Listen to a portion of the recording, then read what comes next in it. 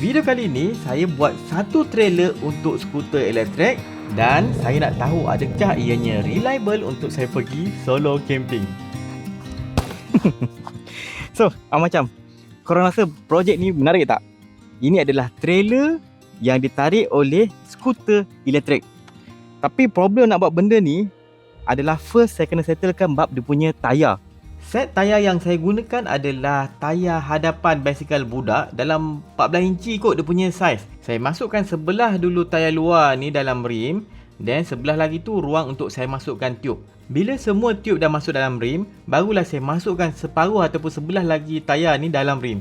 Dan saya pump untuk tahu tekanan udara, tengok kat tayar kita berapa. Untuk tayar saya ni dalam 35 hingga ke 50 PSI. Saya pump, sambil pump kita tekan-tekan sikit supaya tiub dalam tu dia tak berlipat. Okey, tayar settle. Sekarang kat sini saya ada spek udang. Sebelum saya pasang, saya nak scan 3D dulu. Kalau tidak susah saya nak design dia punya attachment, dia punya adapter untuk ini, shock absorber. Saya akan mount dekat sini. Jadi kena design dulu lah sebelum tu. Nak scan 3D, saya sangkut dulu kat atas ni. Okey. Untuk scan 3D, saya menggunakan 3D scanner yang industri punya. Ada orang pakai iPhone ataupun iPad yang ada LiDAR tapi dia kurang mantap output dia. Yang industri macam ni dia lebih reliable. Output dia pun lebih best. Kita pun senang nak proses. Tengok result 3D dia. Cun, jom kita spray dulu.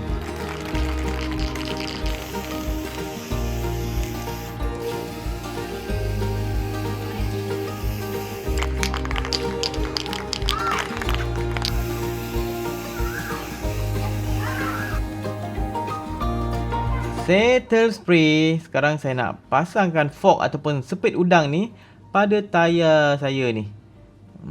Tapi sebelum tu saya akan pasang dia punya spacer dulu biar center cantik. Lepas tu kita ada hook untuk sangkut tayar kita supaya tayar tak keluar. Ketatkan dia punya nut dan tengok adakah center. Tengok. Okey. Boleh lah tu. Kita dah ada tayar, dah ada spek udang. Saya buat macam ni Okey. Sekarang saya nak design dia punya ni pula. So, tadi saya dah 3D scan kan. Ini mounting yang saya design untuk sambungkan spek udang dengan absorber. Saya akan gabungkan dua part ni dengan skru. Dan tengah-tengah ni nanti akan letakkan shaft. Absorber akan letak kat situ. Ini barang yang sudah saya 3D print. Ni gunakan material ASA Disebabkan saya dah 3D scan tadi, mounting yang saya buat ni memang cun-cun, melekap cantik dekat fork ataupun spek udang punya tengah tu. Untuk lekatkan dua part ni, saya letak nut kat belakang, right, dan skru kat depan. Saiz skru ni saya pakai M4 punya saiz. Tengah ni saya masukkan shaft, saiz dia diameter 10mm. Ketuk sikit biar terkeluar kat ujung tu. Saya letak spacer dan saya masukkan pula absorber saya. Absorber ni dia punya lubang dalam 10mm, sebab tu shaft saya 10mm. Hujung spek udang ni saya akan kikis sikit supaya gam nanti melekat. Saya gunakan quick epoxy ataupun 5 minit epoxy. Saya sapukan supaya saya boleh lekatkan saya punya attachment. Ini saya buat satu lagi mounting untuk lekat pada frame saya punya trailer. Saya guna 3D printer juga, material ASA. Saya gunakan material ASA untuk projek ni sebab dia boleh tahan UV, boleh tahan panas lebih 100 darjah Celsius dan boleh tahan hentakan. Lagi-lagi barang mechanical macam ni memang banyak dia punya bergegar nanti. Maybe saya buat macam ni kot kedudukan dia.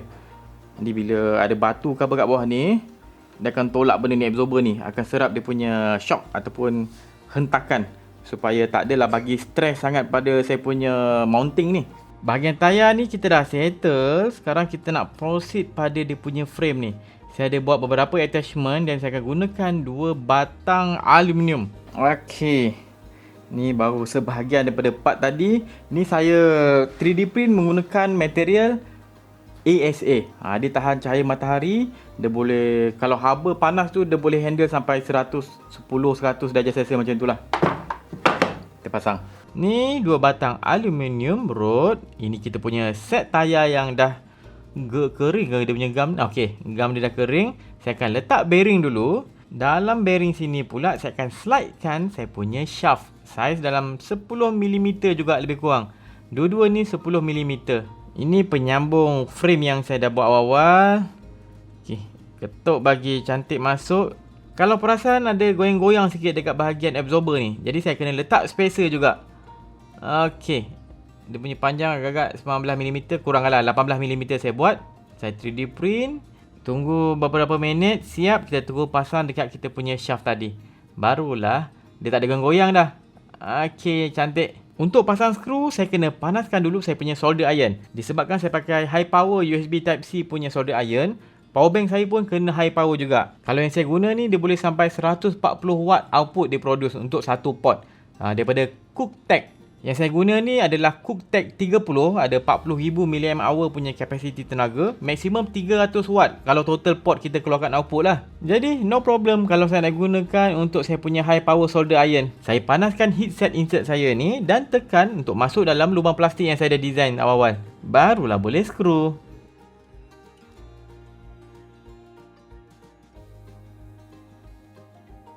Okey. Saya akan guna batang aluminium ni masuk kat dalam ni. Ui. Ketat. Sini depan, beg akan letak dekat tengah-tengah sini dan dia akan berat sikit depan tayar dia. Saya tak boleh berat dekat belakang. Kalau belakang tayar yang berat kat belah sana, nanti dia tak seimbang. Untuk keselamatan, saya akan letak reflektor dekat ekor dia. Untuk elakkan barang-barang saya ni tergelincir, saya letak stopper kat situ lah. Okey. Saya masukkan dulu dia punya ekor kejap. Saya pasang depan ni pula. Saya nak gam. Tapi sebelum tu kena pastikan depan ni kasar sikit. Kalau licin nanti gam tu tak melekat dengan secure lah. Epoxy ni dalam 5 minit. Macam tu lah. Lepas tu dia akan mula set. Cepat-cepat. Boleh tu.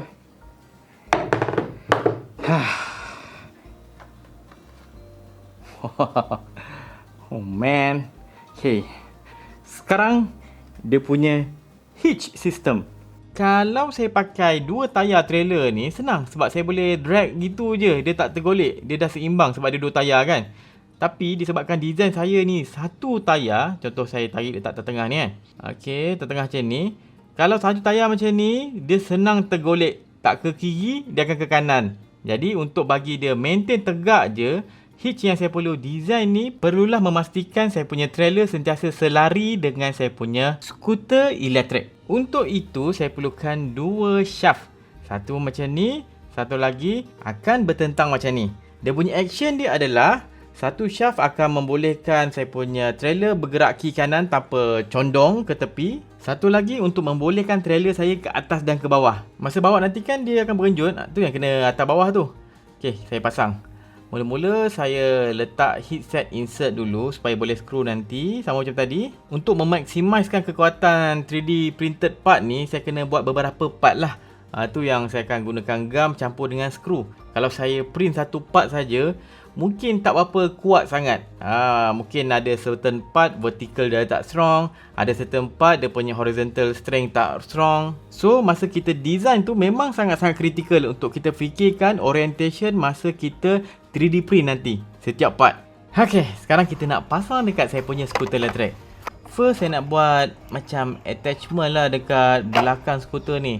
Saya dah 3D scan dulu, lepas tu kita buat mounting. Saya skrukan. Harap-haraplah kukuh benda ni. Saya letak bearing tepi sini satu, belakang sana satu.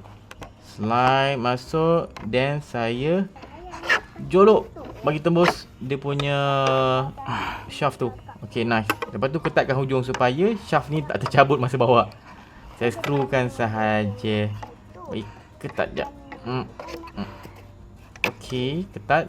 Nice. Wow.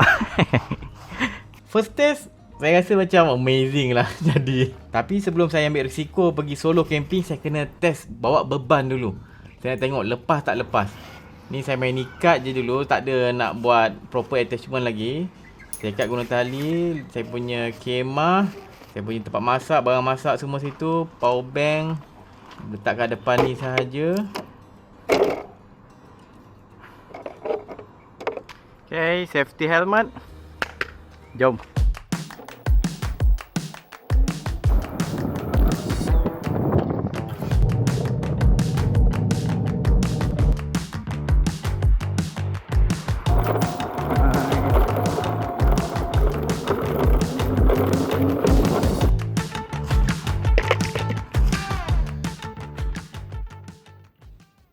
Okey, setelah beberapa kilometer, saya rasa saya kena buat box untuk simpan kemah dan beberapa barang kat atas ni. Dekat bawah ni pun saya kena buat kompartmen simpan barang supaya tak tergantung macam ni lah. Kalau tak stabil dia pun goyang kan. Untuk absorber ni macam keras sikit, dia tak cukup beban jadi macam agak melantur-lantun.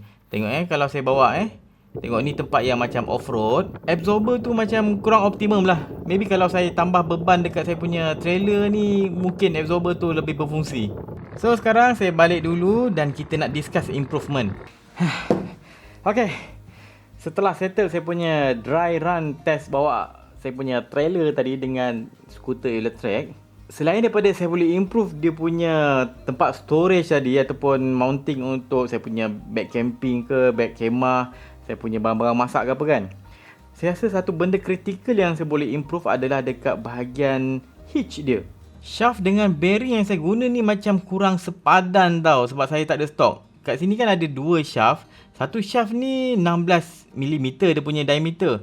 Tapi saya dapat bearing yang saiz dia dalam 17 saja. Saya tak jumpa yang 16. Bila dia punya shaft dengan bearing tu tak betul-betul ngam, dia macam ada longgar sikit macam gedik-gedik kan.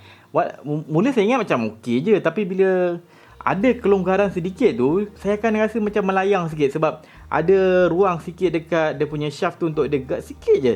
Bila guard sikit, benda tu besar, pergerakan sikit tu sebab longgar sikit kan. Longgar sikit tu je dekat bearing tu akan buatkan kita punya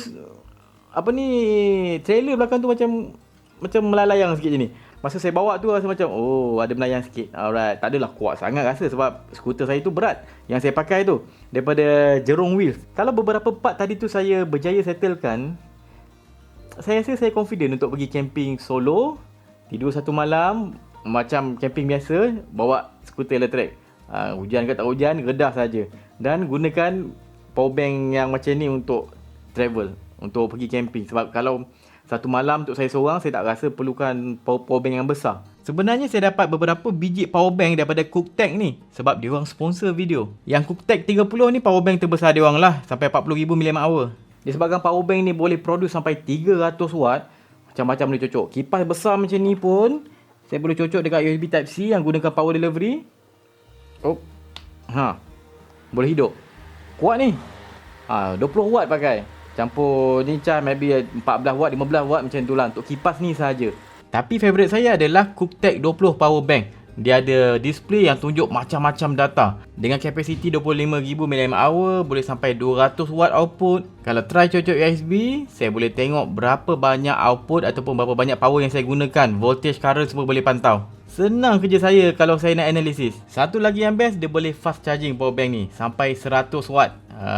Dia punya sistem cooling tu boleh handle sampai 100 watt masa kita charge. Yang penting power bank kita kena support power delivery lah, sampai 100 watt at least minimum. Kalau kita tengok power bank Cooktech 20 ni, charge 100 watt, daripada setengah kita boleh habiskan charge dalam masa 44 minit. Okay, macam 2 jam tu boleh full charge lah 25,000 mAh punya power bank. Jadi kalau korang tertarik dengan power bank daripada Cooktech ni, boleh pergi ke link Shopee yang saya akan letak dekat dalam description. Itu je, saya harap saya punya perkongsian ni bermanfaat. Jumpa lagi dalam next video. Assalamualaikum.